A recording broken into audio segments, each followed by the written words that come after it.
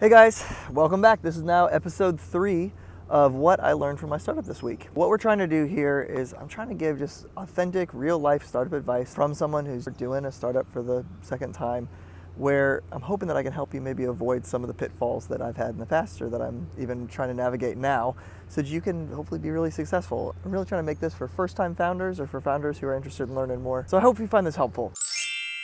Got 3 learnings this week, so I guess I'll kind of jump right into it. Lesson number 1 that I learned, this is a big one specifically around content marketing, which I've done more on paid in the past than I have this style of like YouTube or blogs or anything like that.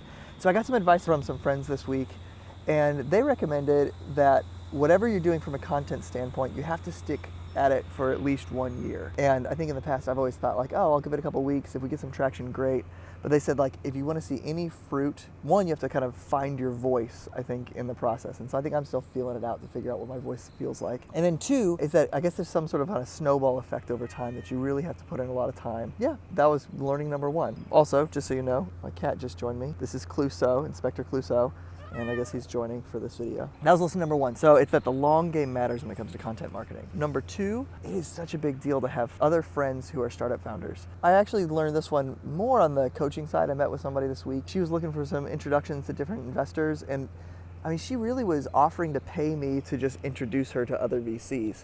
And I kind of told her pretty clearly, like, hey, no, that's not what we do. As founders, we make introductions for free. In fact, if anybody's trying to charge you to make introductions to other investors, you really, really need to not pay them and not work with that person. That's not how this world works. As startup founders, that's kind of part of our code, is that we always help each other out by introducing each other to investors that we know. And so I kind of told her that, and kind of realized that some of the reason that I think people reach out to me for help is that maybe they don't have a lot of founder friends.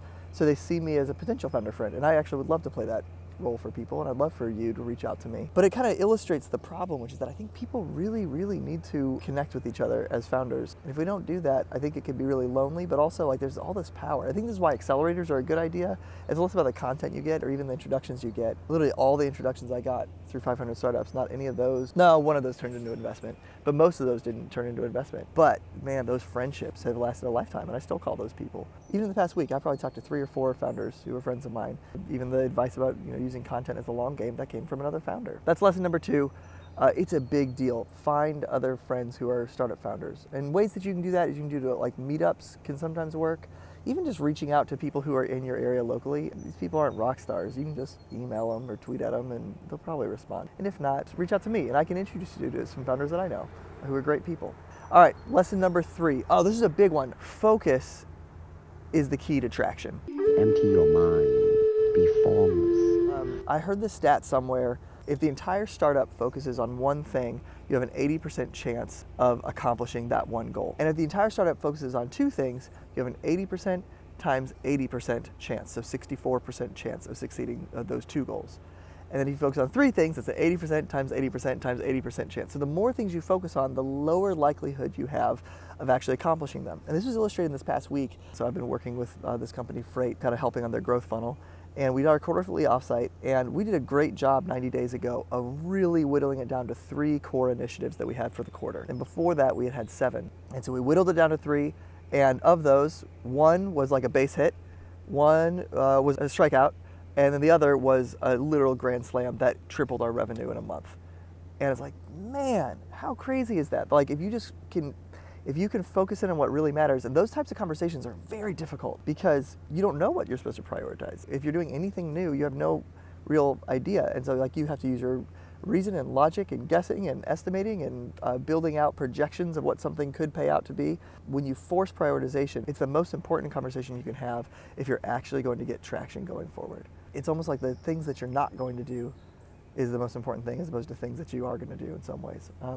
So I would encourage you, however many goals you have, like try to narrow it down to maybe 2 or 3 tops for a quarter. Track them, and if you don't accomplish 80% of those goals in the quarter, then kill 1, and now you have to do 2 instead of 3 or something like that. Yeah, but it makes a huge difference, and I just felt even more convinced of that in this past quarter.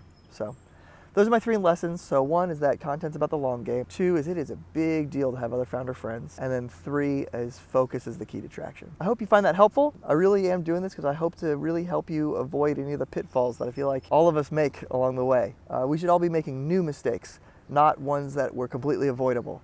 So I hope you have a great weekend. I hope that you keep at it, keep at the hard work. I know it can be difficult, and I don't know, sometimes we're tired, but if we keep on pushing forward, we'll see traction week over week.